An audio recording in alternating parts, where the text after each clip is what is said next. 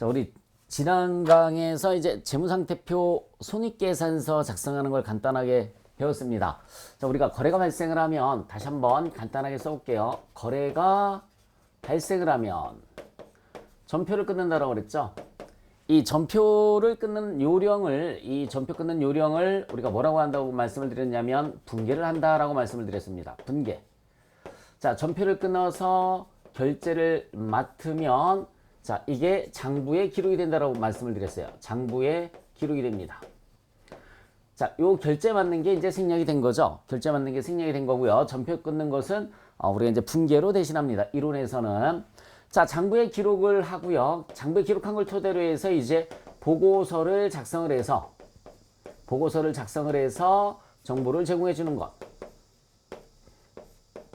이렇게 딱 잘라서 여기까지 잘라서 자, 요 부분을 우리가 뭐라고 하느냐면 부기라는 표현을 쓰는 거예요. 부기. 장부에 기록한다라고 해서 부기라는 표현을 쓰는 거고요. 보고서를 작성을 해서 우리 보고서 중에서 이제 지난 강의에서 배웠었던 게 재무상태표. 기업의 재무 상태를 나타내는 재무상태표, 그리고 이제 손익계산서와 같은 보고서를 작성을 해서 정보를 제공을 해주게 되는데 이 뒷부분을 이제 회계다라고 말씀을 드릴 수가 있는 겁니다. 회계. 자, 그럼 회계를 배우려면 가장 기본이 이제 부기가 되겠죠. 예, 옛날에는 이제 부기라는 말을 썼었는데 지금은 이제 쓰지 않을 뿐입니다. 장부에 기록하는 것을 단순 부기, 뭐 간단하게 지금 현재 사용하고 있는 표현으로 하면 경련무다라고 생각을 해주시면 될 것 같고요. 뒤에 재무상태표나 손익계산서를 작성을 해서 정보를 제공해 주는 것은 이제 회계다라는 말을 쓰는 거죠. 자, 여기에서 이제 거래가 발생하면 이라는 말을 썼는데 이 거래라는 것은 뭐냐면 재산의 변화가 있으면 이것을 우리가 이제 거래다라는 표현을 쓰는 겁니다. 재산의 변화가 있으면 당연히 이렇게 분계를 해줘야 되겠죠. 그래서 참고로 여러분들께서 기억을 해주셔야 될 게 뭐냐면 회계상 거래로 인식하지 않는 것. 회계상 거래가 아니기 때문에 분계를 할 필요가 없다는 얘기가 되겠습니다. 분계를 할 필요가 없는 것에는 어떤 것들이 있는지 간단하게 살펴보도록 하겠습니다. 담보로 제공하다. 은행에서 대출을 받기 위해서 뭐 건물이나 땅을 담보로 제공을 했을 때 담보로 제공했을 뿐이지 파는 게 아니잖아요. 그래서 그런 것들은 회계상의 거래가 아닙니다. 즉 분계를 하실 필요가 없어요. 계약하다 또는 뭐 주문하다. 실제 실무에서는 거래로 인식을 하지만 단순 계약하거나 주문만 하는 걸 갖고서 우리 회계상에서는 거래로 인식하지 않습니다. 담보로 제공하다, 계약하다, 주문하다, 약속하다. 그리고 종업원을 채용하다. 뭐 종업원을 채용하는 것. 종업원을 채용하다. 이런 것들은 회계상의 거래가 아니기 때문에 분계를 하지 않습니다. 만약에 계약하고 계약금을 지급을 했다. 그러면 돈이 나갔으니까 그건 거래가 되겠지만 단순히 그냥 계약하다까지는 회계상의 거래가 아니다라는 말씀을 드리는 거죠. 주문하고 물건을 보냈습니다. 주문하고 역시 마찬가지 계약금을 지급을 했습니다. 그러면 회계상의 거래가 맞겠죠? 하지만 단순히 주문만 하다. 뭐 마찬가지 약속하다, 종업원을 채용하다 이런 것들은 회계상의 거래가 아니다라는 걸 기억을 해주셨으면 좋겠고요. 자, 이러한 거래 종류를 살펴보면 거래 종류에는 크게 세 가지로 분류를 해줄 수가 있습니다. 첫 번째, 교환거래가 있어요. 교환거래. 자, 교환거래라는 것은 뭐냐면 분계를 했을 때 자산, 부채, 자본만 나타나는 거래.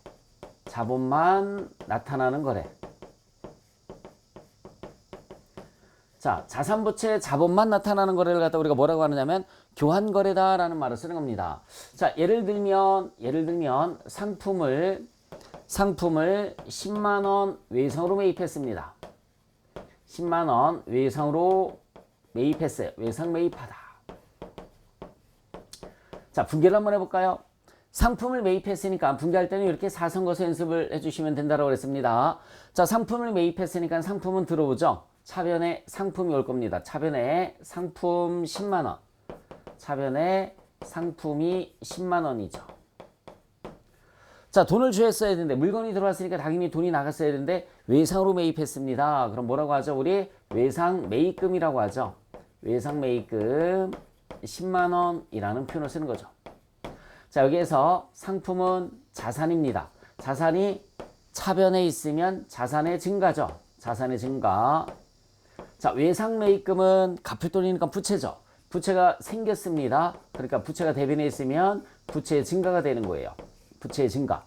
자, 이렇게 분개를 했을 때 자산 부채만 나타났으니까는 이런 거래를 갖다 우리가 뭐라고 하느냐면 교환 거래다라는 말을 쓰는 겁니다. 자, 두 번째는 손익 거래가 있습니다. 두 번째는 손익 거래가 있어요. 자, 손익 거래라는 것은 뭐냐면 자산 부채만 나타나는 것이 아니라 어느 한 변에 수익이나 비용이 독자적으로 발생하는 거래입니다. 독자적으로 발생하는 거래. 어느 한 변의 수익이나 비용이 독자적으로 발생하는 거래를 우리가 손익거래다라는 말을 씁니다. 자, 예를 들어서 급여 10만 원을 현금으로 지급을 했습니다. 급여 10만 원을 현금으로 지급하다. 분개를 한번 해볼까요? 자, 급여를 지급을 했으니까 차변에 뭐가 오겠습니까? 급여가 오겠죠. 급여 10만 원. 대변에 현금이 나갔으니까 현금이 10만 원 이렇게 나갔습니다. 자, 급여는 주면 끝나는 거죠. 밥값도 주면 끝나는 거고 교통비도 주면 끝나는 겁니다. 그럼 이런 것들을 우리가 뭐라고 하느냐면 비용이다라는 말을 써요. 그래서 비용이 차변에 있으니까는 비용의 발생이 됩니다. 비용이 발생이고요. 현금은 당연히 돈이니까 자산이죠. 자산이 대변에 있으면 자산의 감소라는 말을 쓰는 거예요. 이렇게 어느 한 변에, 이번에는 차변에 비용이 발생을 했습니다. 차변에 비용이 발생을 했기 때문에 이런 거래를 우리는 뭐라고 하느냐면 손익거래라는 말을 쓰는 겁니다. 손익거래. 자, 위에 지우서 한번 해볼게요. 손익거래 말고 또 하나 무슨 거래가 있다고 무슨 거래가 있느냐면 혼합거래가 있습니다. 마지막으로 혼합거래. 그러면은 혼합거래라는 것은 뭐를 혼합거래라고 하느냐면 세 번째 혼합거래입니다. 수익이나 비용이 자산부채와 자본과 혼자 있는 것이 아니라 같은 변에 발생을 하면 수익이나 비용이 자산부채 자본과 같은 변에 발생을 하면 이것을 우리가 뭐라고 하느냐면 혼합거래다라는 말을 쓰는 겁니다. 자, 예를 들어서 대여금 10만 원과 이자 만 원을 현금으로 수령을 했습니다. 현금으로 수령을 했어요. 받았죠? 자, 분개를 하면 차변에 현금이 오게 되겠습니다. 차변에 현금이 토탈 받은 돈이 11만 원 받았어요. 토탈 들어온 돈이 대여금 원금 10만 원과 이자 만 원을 받았으니까 토탈 현금으로 받은 돈은 11만 원이 되겠죠? 현금 11만 원. 받은 내용이 두 개입니다. 둘 다 써주시면 돼요. 하나는 대여금. 금액이 10만 원이 될 테고요. 또 하나는 이자를 받았으니까 뭐라고 할까요? 이자 수익이라는 말을 쓰는 거죠. 이자 수익이 만 원. 이렇게 분개가 됩니다.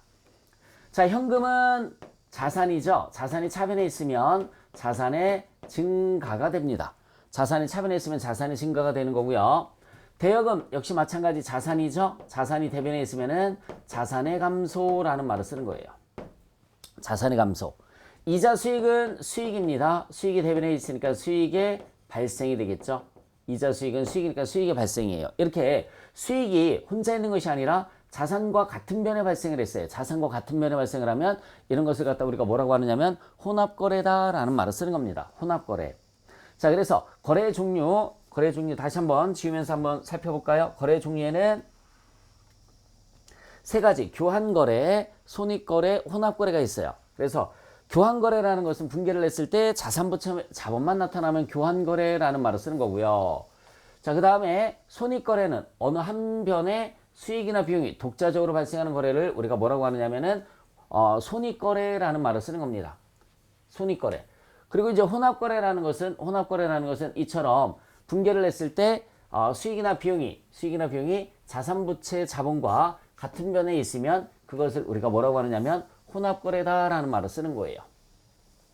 그러면 여러분들 이 교환거래, 손익거래, 혼합거래는 시험 문제에 자주 나오진 않습니다. 뭐 기초 시험 문제에서는 나올 수가 있을 것 같은데 일반적인 시험 문제에서는 자주 발생을 하지는 않아요. 하지만 이론상 나와 있으니까 제가 설명을 해드리는데 이 교환거래와 손익거래, 혼합거래를 구분하려고 하면 여러분들께서 자산부채, 자본, 수익, 비용을 다 구분하실 수 있어야 돼요. 이건 자산이고 이건 부채, 이건 수익, 이건 뭐 비용이다. 이런 것들을 다 구분하실 수 있어야 되는데 처음부터 제가 조언을 해드리고 싶으면은 한 번에 암기를 하고 넘어가면 편하겠지만 그게 힘들다라고 하시면은 굳이 제가 생각을 했을 때는 스트레스 받으면서 암기까지 하실 필요는 없을 것 같다라는 얘기입니다. 자, 그러면 우리가 자산에 뭐가 있는지, 자산부채 자본에 뭐가 있는지 분류를 한번 해보도록 하겠습니다. 자, 여러분들 자산이라는 것은 뭐냐면 자산이라는 것은 기업이 보유하고 있는 재화나 채권. 자, 기업이 보유하고 있는 재화나 채권을 갖다 우리가 뭐라고 하느냐면 자산이다라는 말을 쓰는 겁니다. 여기에서 이제 재화라는 것은 돈이나 물건 뭐 이런 것들을 갖다 우리가 재화다라는 말을 쓰는 거고요. 자, 채권의 뜻은 뭐냐면 받을 수 있는 권리죠. 채권은 받을 수 있는 권리를 우리가 뭐라고 하느냐면 채권이다라는 말을 쓰는 겁니다.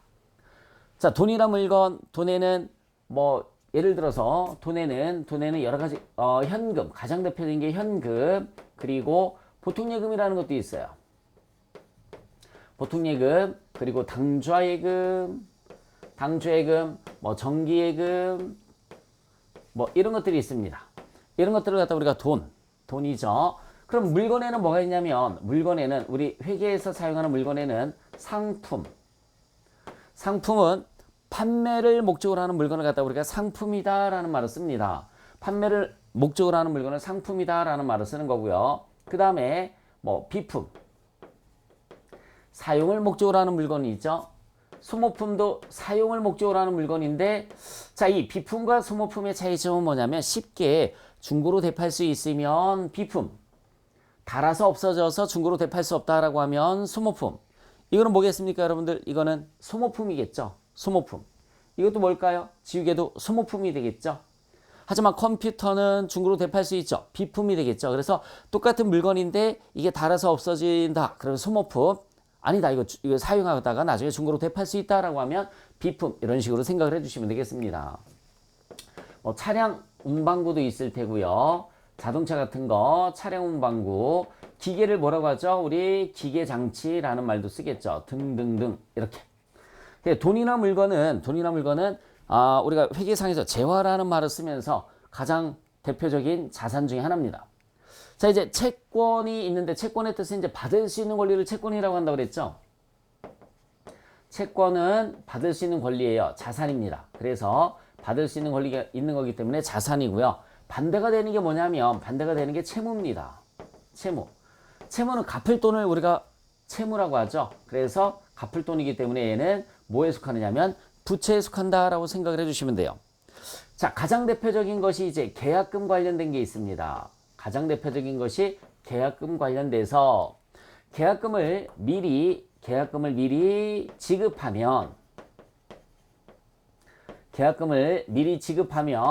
먼저 선자를 써서 선급, 지급을 했으니까 선급금이라는 말을 쓰는 거예요. 아니, 계약금을 지급하면 뭐를 받을 수 있다는 얘기죠? 채권이니까 물건을 받을 수 있는 권리가 있는 거죠. 내가 예를 들어서 자동차를 사려고 계약금을 주면은 그 자동차를 받을 수 있는 권리가 생기는 거잖아요. 계약금을 주면은. 그래서 선급금은 자산이 되는 겁니다. 계약금을 반대로 미리 받으면 뭐라고 하느냐면 선수금이라는 말을 써요. 선수금. 많이 틀려요. 이걸 뒤바꿔서 많이 사용을 합니다. 그래서 미리 지급하면 선급, 선급금. 미리 받으면 선수, 선수금. 그래서 미리 받으면 부채입니다. 왜 부채냐면 물건을 내줘야 될 의무가 생겼잖아요. 그래서 부채가 된다라고 생각을 해주시면 되겠습니다. 자, 그 다음에 이제 금전 관련돼서 돈 관련돼서 금전을 빌려주면 돈을 빌려줬어요. 그럼 받을 수 있는 권리가 생기는 거죠. 그래서 대여금이라는 말을 씁니다. 빌려주는 걸 우리가 대여라는 말을 쓰는 거예요. 금전을 빌려오면 어떤 말을 쓰느냐면 빌려오는 걸 차입이라는 말을 씁니다. 그래서 차입금이라는 말을 씁니다. 돈을 빌려오면 차입금, 갚아야 될 의무가 있으니까는 부채에 속하는 거죠. 돈을 빌려주면 대여금, 받을 수 있으니까 자산이 되는 겁니다. 자, 그 다음에 상품 관련돼서 자, 상품을 외상으로 팔았어요. 외상으로 파는 걸 매출이다라고 하죠. 외상으로 매출하면 어떤 말 쓰느냐면 많이 해봤죠. 분기연습 하시면서 외상 매출금이란 말 씁니다. 외상 매출금 당연히 받을 수 있으니까 자산 계정에 속하는 거고요. 자, 상품을 외상으로 매입하면 갚을 의무가 생겼죠. 그렇죠? 이때 어떤 말 쓰느냐면 외상 매입금이란 말 써요. 외상 매입금. 네, 갚아야 되기 때문에 부채입니다. 자, 역시 마찬가지 또 상품 관련된 거 똑같이 또 상품 관련된 겁니다. 상품을 매출하고 어음으로 받아요. 어음으로 받으면 수령하면 이걸 우리는 받을 어음이라는 말을 쓴다고 그랬어요. 받을 어음. 어음을 가지고 있으면 나중에 물건 대금을 다시 받을 수 있는 권리가 있기 때문에 자산 계정에 속하는 거고요. 자, 상품을 매입하고 어음으로 지급하면 어떤 말 쓰느냐면 지급어음이라는 말을 쓰는 겁니다. 자, 얘는 당연히 나중에 다시 돈으로 갚아야 될 의무가 있기 때문에 부채에 속하는 거죠. 채무입니다. 채무. 서로 반대편이에요. 자, 그 다음에 이제 상품이 아닌 것을 자, 외상으로 매각 또는 처분하면 여러분 상품일 때는 매출이라는 말을 쓰고요. 상품이 아닐 때는 매출이란 말 쓰지 않습니다. 매각 또는 처분하다라는 말을 쓰는 거예요. 돈을 못 받으면 어떤 말 쓰느냐면 미수금이라는 말을 쓰는 거고요. 자, 상품이 아닌 것을 외상으로 구입하면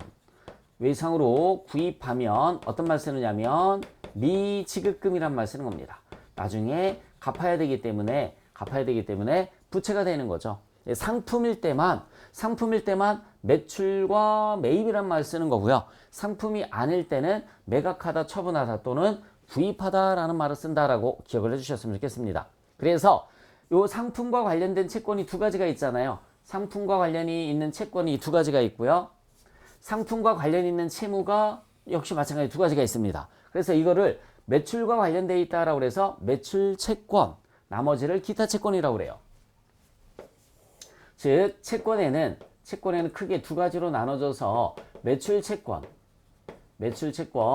그 다음에 기타 채권 이렇게 우리가 나눠줄 수 있습니다. 매출 채권, 기타 채권. 외상 매출금과 받으러면 매출 채권이고요. 나머지는 기타 채권에 속하는 거죠. 나머지는 기타 채권. 그래서 외상 매출금, 그 다음에 받을 어음은 매출 채권입니다. 그리고 나머지가 기타 채권이라고 그랬어요. 뭐가 있느냐면 선급금, 그리고 또 대여금도 있죠. 대여금, 그리고 미수금이 있습니다. 미수금. 엄청 중요한 거예요. 반드시 이건 암기를 해줘야 되는 사항입니다. 채무도 역시 마찬가지입니다. 채무에도 마찬가지. 자, 상품 매입과 관련되어 있는 채무다라고 해서 매입채무라는 말을 써요. 매입채무. 그 다음에 나머지를 우리가 뭐라고 하느냐면 기타 채무라는 말을 씁니다. 나머지를 기타 채무. 그래서 매입채무에는 뭐가 있냐면 외상매입금과 매입채무에는 외상매입금 그리고 또 뭐가 있냐면 지급어음이 있어요. 외상매입금과 지급어음. 기타 채무는 나머지를 기타 채무라는 말을 쓰는 거예요. 선급금의 반대 선수금. 대여금의 반대 차입금. 미수금의 반대는 뭐가 있냐면 미지급금이 있습니다. 이 채권과 채무 구분하는 것은 가장 기본이면서 중요한 거니까 내용을 꼭 기억을 해주셨으면 좋겠습니다. 뜻은 그렇게 어렵지가 않아요. 지우면서 한번 볼까요? 뜻을. 자, 이거 일단 지우겠습니다. 돈에는 현금, 보통예금, 당주예금, 정기예금 등이 있고요. 등이에요. 그 다음에 물건은 상품, 비품, 소모품, 차량, 방구, 기계장치 이런 것들을 물건이다 라는 말을 쓴다라고 그랬습니다. 자, 그리고 채권과 채무를 조금 더 자세하게 제가 살펴봤는데 첫 번째 계약금 관련된 거, 계약금을 미리 지급하면 지급하면 선급금 자산이에요. 계약금을 줬으니까 물건을 받을 수 있는 권리가 있는 거예요. 계약금을 미리 받으면 받을 숫자, 한자로 받을 숫자 써서 선수금, 물건을 내줘야 될 의무가 있으니까 부채입니다. 그리고 금전 관련돼서 돈을 빌려주면 받을 수 있는 권리가 있죠. 돈을 빌려주면 받을 수 있는 권리가 있습니다. 대여금이란 말 쓰는 거예요. 대여금은 자산이고요. 돈을 빌려오면 차입금이라는 말을 씁니다. 차입금, 부채 계정에 속하는 겁니다. 자, 상품을 외상으로 매출하면 외상매출금, 상품을 외상으로 매입하면 외상매입금. 상품을 매출하고 어음으로 받으면 받을어음, 상품을 매입하고 어음으로 지급하면 지급어음이란 말 쓰고요. 상품이 아닌 것은 외상매출금 받을어음을 못 써요. 상품이 아닌 것은 외상매출금 받을어음을 못 써요. 미수금이라는 말을 쓰는 겁니다.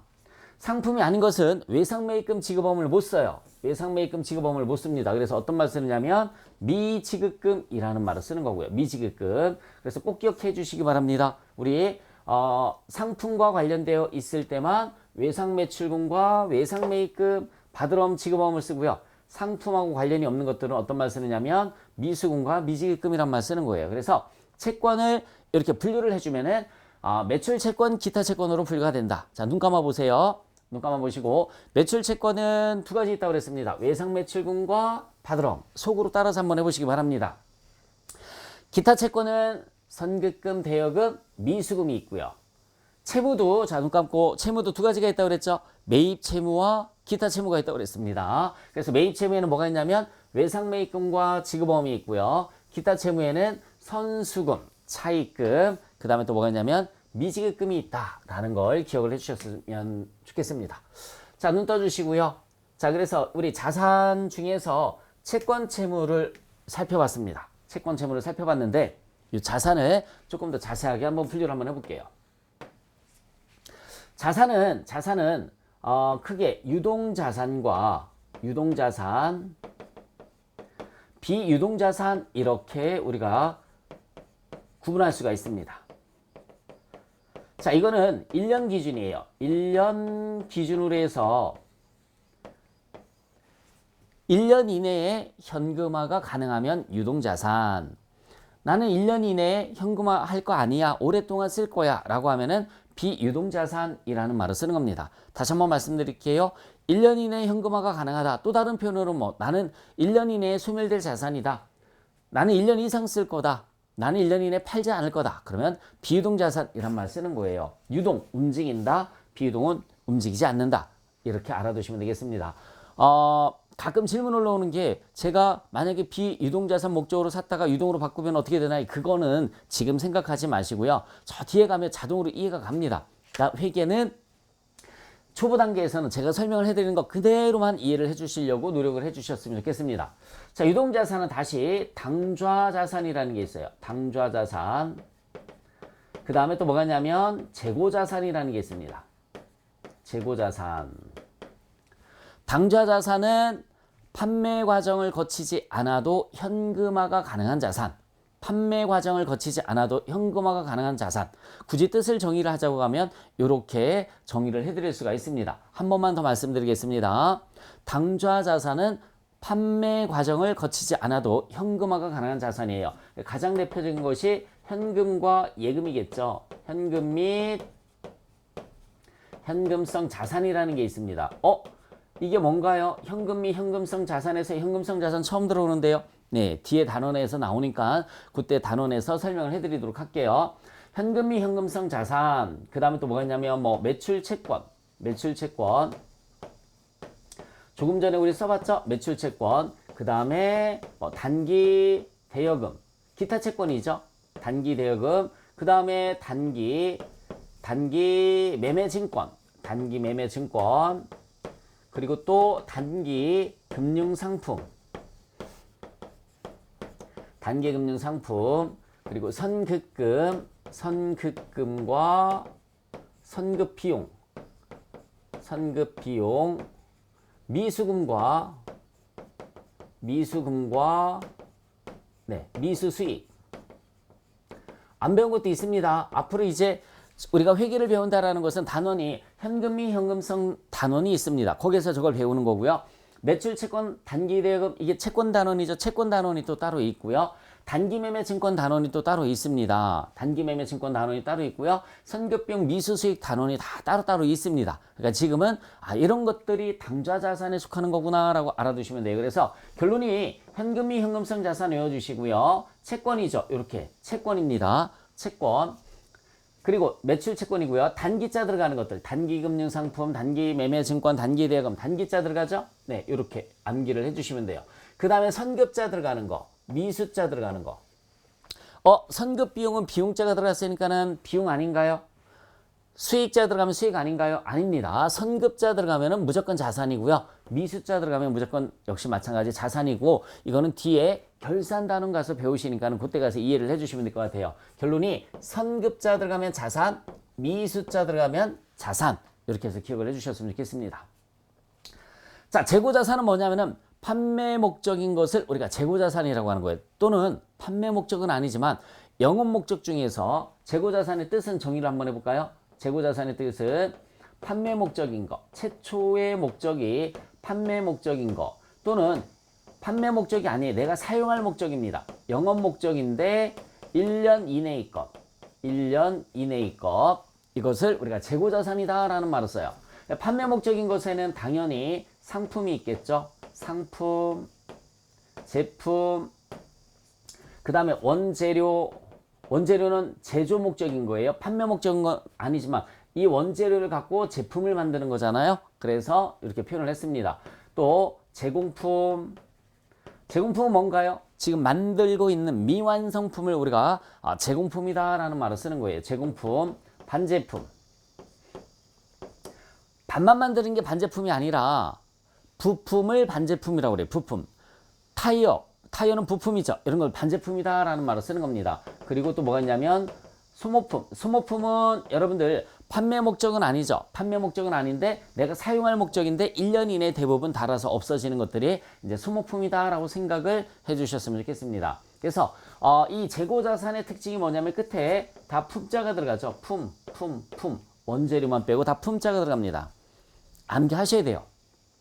암기하시면 편합니다. 시험 문제에 이론 시험 같은 문제에서는 각각 한 문제씩 나오거든요.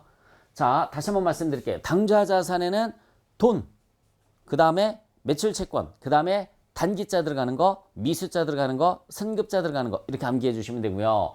재고자산은 품자 들어가는 거, 그리고 원재료, 이렇게 암기를 해 주셨으면 좋겠습니다.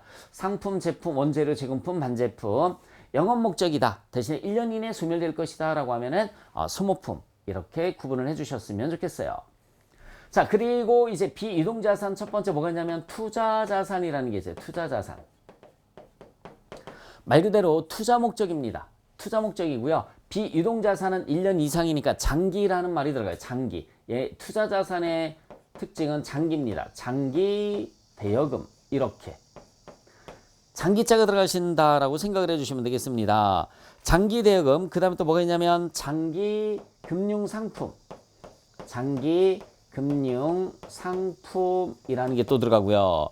장기 금융상품. 그 다음에 이제 여기는 단기 매매 증권이라고 그랬는데 여기서는 뭐가 있냐면 매도 가능 증권이라는 게 있습니다.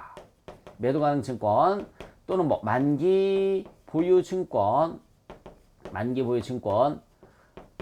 그리고 투자 부동산 이런 것들이 있어요. 이게 뭔지는 지금 고민하지 마세요. 지금은 뭐가 있는지를 가르쳐 드리는 거고요. 여기에 해당하는 것들은 단은 아니지만 뒤에 단원에서 대부분 단원이 또 설정이 돼서 나옵니다. 그래서 대부분 장기자가 들어가거나 아니면 매도 가능 증권, 만기 보유 증권, 이걸 우리가 뭐라고 하냐면 장기 투자 증권이라고 그래요. 장기 투자 증권이라는 말을 씁니다. 그리고 투자 부동산이라는 게 있어요. 투자 부동산. 자, 그리고 또 뭐 있느냐면 투자 자산 다음에 유형 자산이 있습니다. 유형 자산. 형태가 있는 자산을 유형 자산이다라는 말을 써요. 그래서 유형 자산에는 토지 1년 이상 쓰잖아요. 그렇죠? 토지, 건물, 그리고 비품. 여러분들 다 품자가 들어가면 재고 자산이라고 했는데 비품만 유형 자산으로 분류가 됩니다. 비품만 유형 자산으로 분류가 돼요. 자, 다시 한번. 원래 품자가 들어가면 다 뭐라고 그랬습니까? 재고 자산에 들어간다라고 그랬죠. 근데 비품은 유형 자산에 들어가는 겁니다. 토지, 건물, 비품, 차량, 운반구, 뭐 기계 장치 등, 네, 이렇게. 자, 이런 것들을 유형 자산이다라는 말을 쓰고요.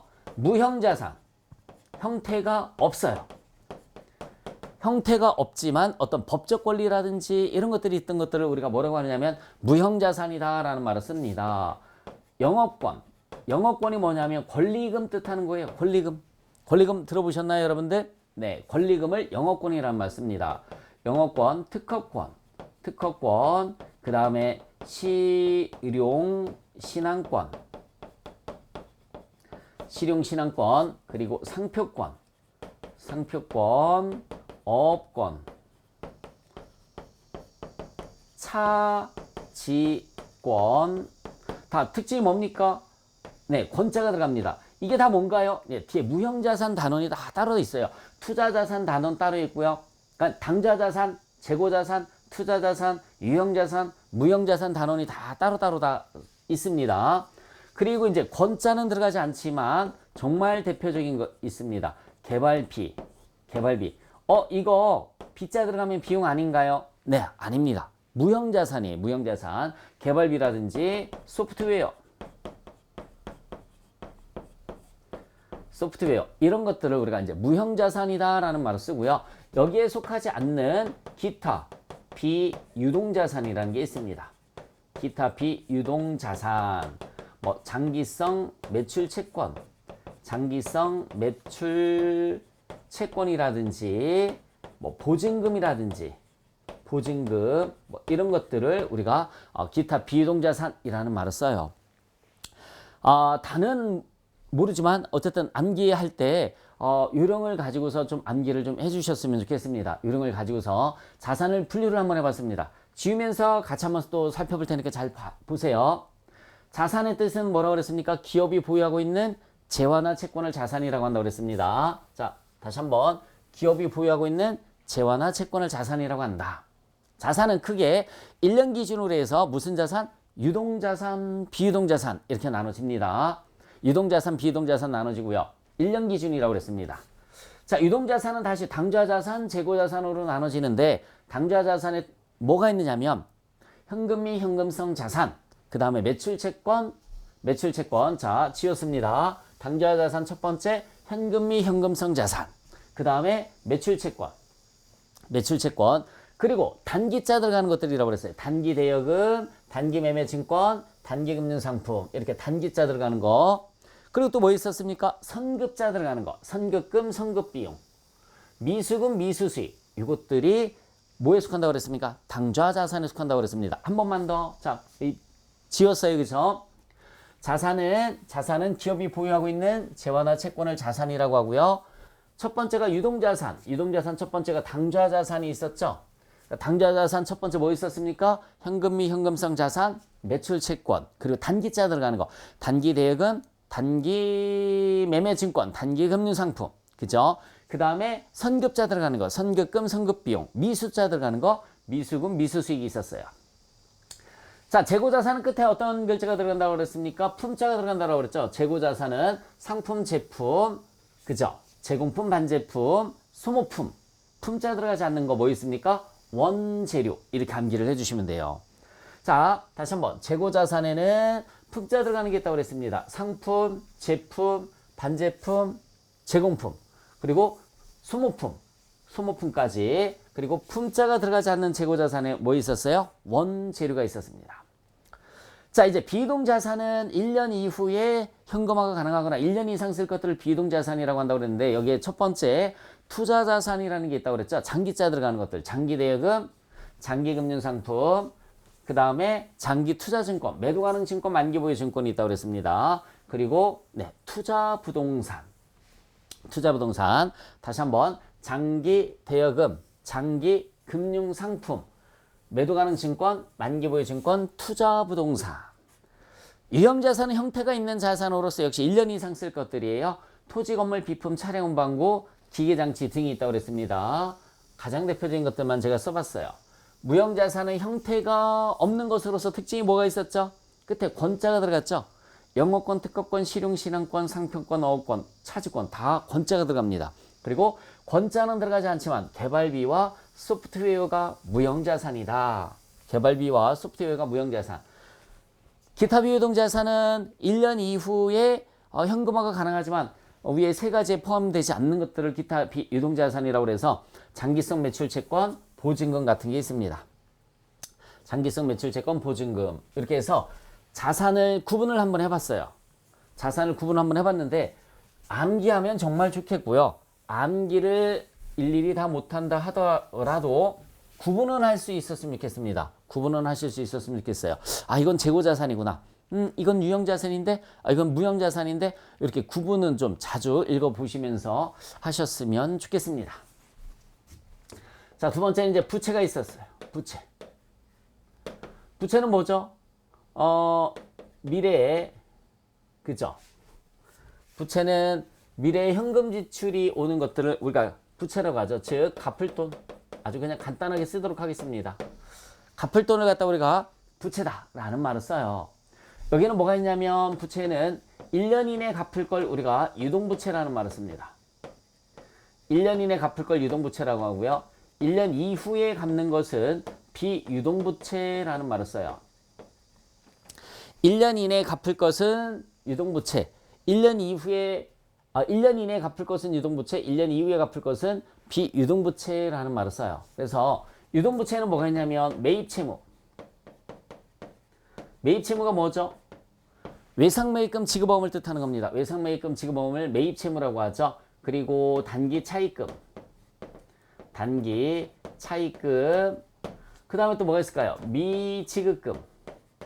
미지급금, 선수금. 이렇게. 우리 대여금과 차입금은 단기라는 말을 붙여요. 1년 이내 갚을 거는 단기 차입금, 단기 대여금. 1년 이내 받을 거. 1년 이후로 넘어가면 장기 차입금. 장기 차입금 여기에 속하거든요. 장기 차입금. 장기 차입금 여기에 속합니다. 그래서 단기는 어쨌든 유동부채, 장기는 비유동부채라고 생각을 해주시면 되는 거예요. 선수금, 그리고 선수수익이라는 게 있어요. 선수수익. 그리고 미지급 비용, 여기 미지급 비용이 빠졌네요. 미지급금, 미지급 비용이라는 게 있습니다. 이거는 나중에 우리 결산할 때 어쨌든 또 자세하게 배웁니다. 그래서 결론이 미지급자가 들어가면 부채예요. 선수자가 들어가는 것도 역시 마찬가지 부채에 속한다라고 생각을 해주시면 되고요. 월급 줄 때 세금 떼는 것도 뭐 예수금이라고 해서 부채에 속하는 겁니다. 장기차입금, 그리고 또 뭐가 있냐면 사채라는 것도 있고요. 사채. 여기 유동성 장기부채라는 것도 있어요. 유동성 장기부채입니다. 유동성 장기부채. 지금은 뭐가 있는지만 구분을 해주는 거고 저기에 대해서 일일이 해설은 안 해줍니다. 왜냐하면 뒤에 부채 단원이 또 따로 있습니다. 그러니까 지금은 단순하게 자산부채, 자본수익 비용이 어떤 것들이 있고 구분하고 암기하는 걸 가르쳐 드리는 거예요. 그러니까는 여기에 대한 세세한 회계 처리는 저 뒤에 단원에 가서 다 대부분이 나옵니다. 물론 안 나오는 것도 있지만 안 나오는 거는 간단하게 개념 정리를 해드릴 테고요. 그러니까 지금은 고민하지 마시기 바랍니다. 자, 장기차입금 사채, 그 다음에 뭐 퇴직급여 충당부채, 퇴직급여 충당부채 등이라고 쓰겠습니다. 이렇게. 이런 것들이 이제 비유동부채에 속한다라고 생각을 해주시면 되겠습니다. 자, 부채. 유동부채와 비유동부채가 있었어요. 자, 세 번째 자본은 우리 개인기업의 자본이 있고요. 개인기업의 자본에는 자본금과 자본금 개인기업의 자본은 자본금 이렇게. 근데 우리가 배우는 건 개인기업이 아니잖아요. 주식회사를 배우는 거지, 그죠? 우리가 배우는 것은 개인기업이 아니라 주식회사를 배우는 겁니다. 그래서 주식회사의 자본은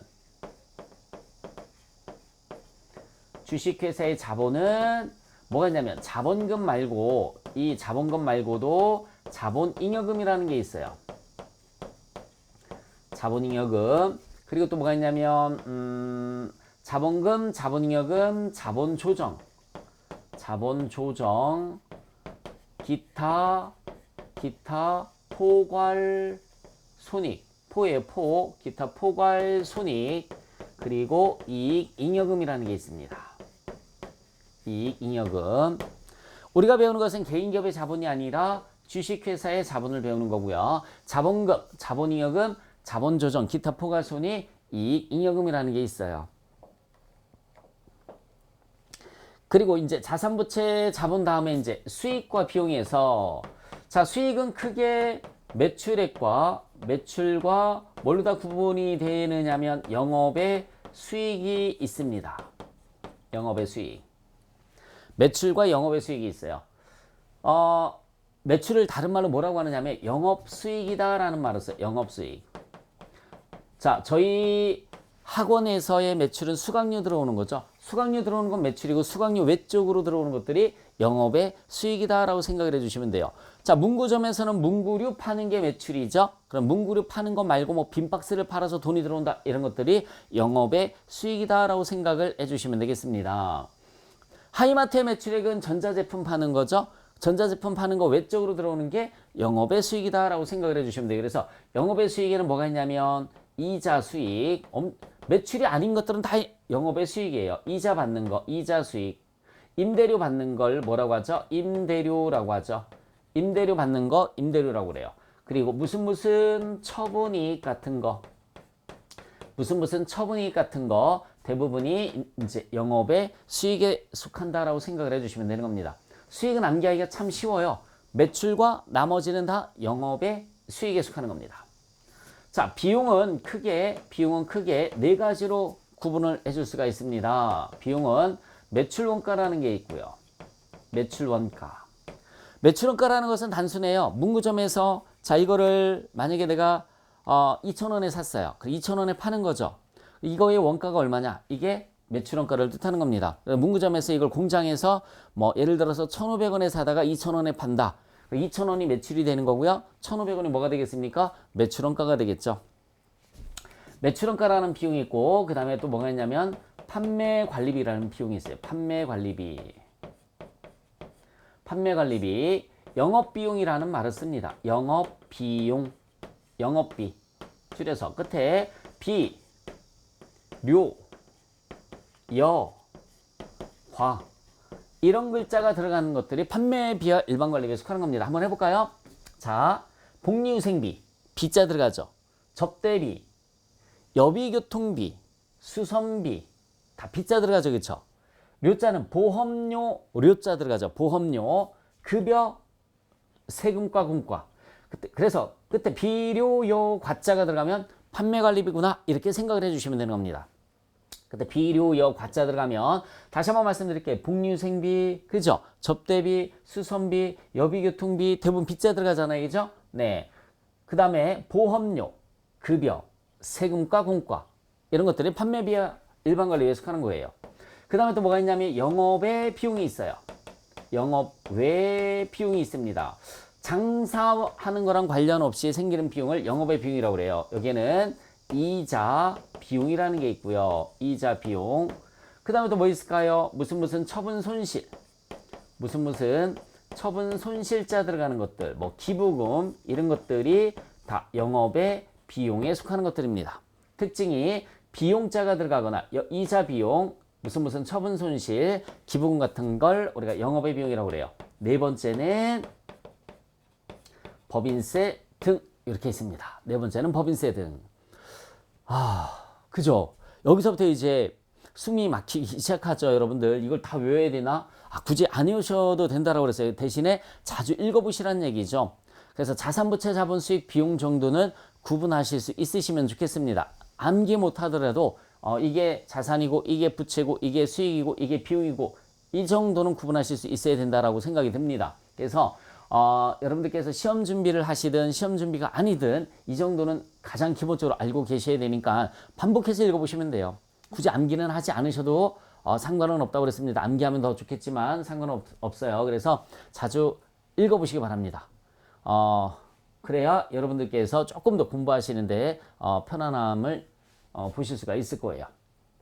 자, 이번 강의 이렇게 자산부채 자본수익 비용까지 나눠봤습니다. 수고하셨습니다.